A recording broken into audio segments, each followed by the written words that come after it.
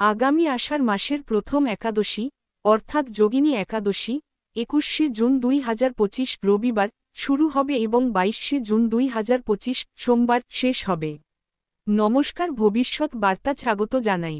এই একাদশীতে উপবাসের দিন ২২শে জুন ২০২৫ সোমবার। কোন কাজ শুভ এবং কোন কাজ নিষিদ্ধ তা নিচে বিস্তারিত দেওয়া হল।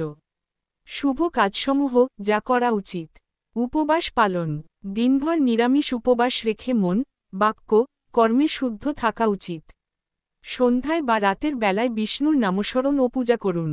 ২ ভগবানের পূজা ও আরাধনা, বিশেষ করে শ্রীহরি বিষ্ণু এবং তুলসী মাতার পূজা করুন।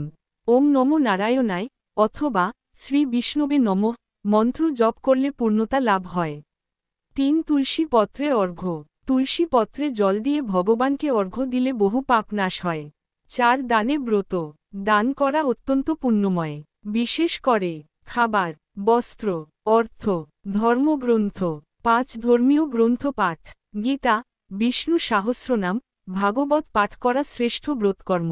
৬ ধ্যান ও জপ। অন্তর্জগতে শান্তি ও পুণ্যলাভের জন্য ধ্যান, জপ ও সৎসঙ্গ জরুরি।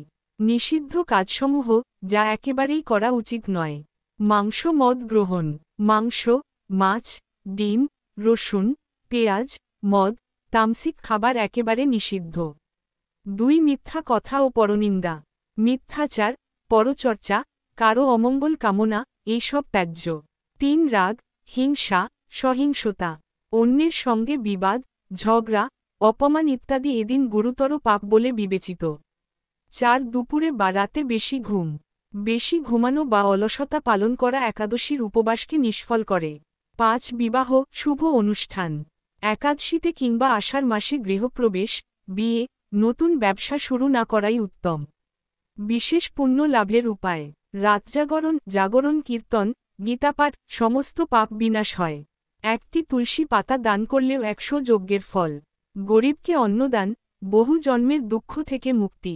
এইসব নিয়ম যদি নিষ্ঠা সহকারে পালন করেন, তবে ভগবান বিষ্ণুর কৃপায় জীবনের দুঃখ দুর্দশা দূর হবে ও মোক্ষ লাভের পথ খুলে যাবে। শেষ পর্যন্ত ভিডিওটি দেখার জন্য ধন্যবাদ।